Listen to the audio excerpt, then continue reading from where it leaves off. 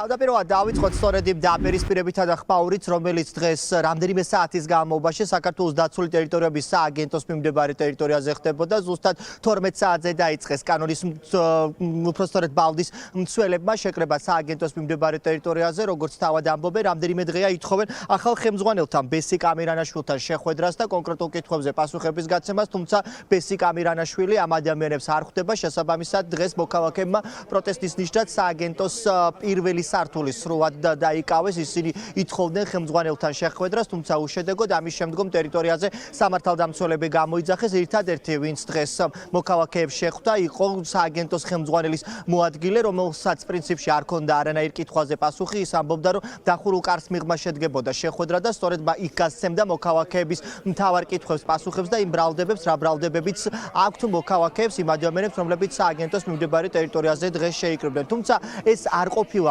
მოქალაქეებისთვის საინტერესო. ისინი ამბობდნენ, რომ მნიშვნელოვანი იყო, რომ ეს პროცესი მედიისთვის ყოფილიყო ღია და საჯარო, რადგან არსებობდა საჯარო ინტერესი ამ საქმესთან დაკავშირებით და შესაბამისად დღევანდელი შეხვედრა ვერ შედგა. თუმცა ულტიმატუმის ვადა არის 29 ნოემბრამდე, ეს არის ბოლო თარიღი, როდესაც შეუძლია სააგენტოს გააუქმოს და არ გაუგზავნოს იმ კომპანიას ხელშეკრულება, რომელმაც უკანონოდ მიითვისა ბალდის კანიონში.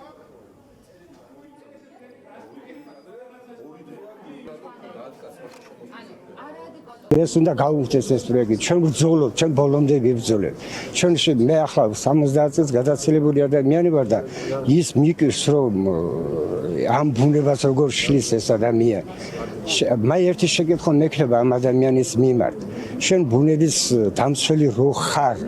ბუნების დამცველი რო ხარ?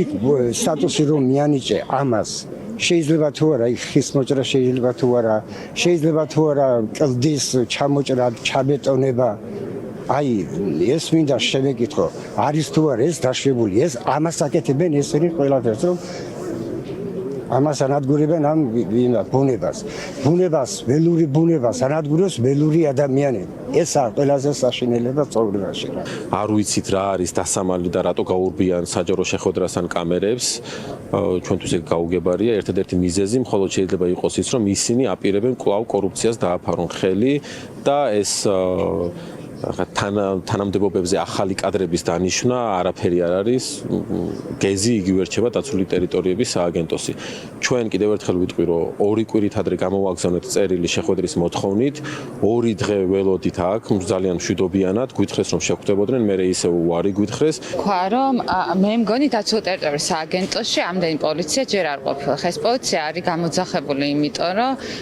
ძალიან შეეცადნენ რომ ჩვენი აქ ყოფნა გაეფორმებინათ რაღაცა ტიპის დესტრუქციულ აქტად. რომ თითქოს ვაბრყოლებდით, ან არც კი გავიმეორებ იმ სიტყვებს, რაც გვესმოდა ახლა იქ დაცვის თანამშრომლებისგან. პროტესტი გაგრძელდება იქამდე სანამ არ იქნება მოქალაქეების მოთხოვნები დააკმაყოფილებული, ხვალ კი ადამიანები, რომლებიც დღეს შეიკრიბნენ ტერიტორიაზე, ამბობენ, რომ ხვალ პროტესტი გაგრძელდება სოფლის მეურნეობის სამინისტროს მიმდებარე ტერიტორიაზე, იქაც მოითხოვენ მინისტრთან შეხვედრას იმისათვის, რომ მიიღონ იმ კითხვებზე პასუხები, რომლებიც 750 დღეა პასუხგაუცემელია.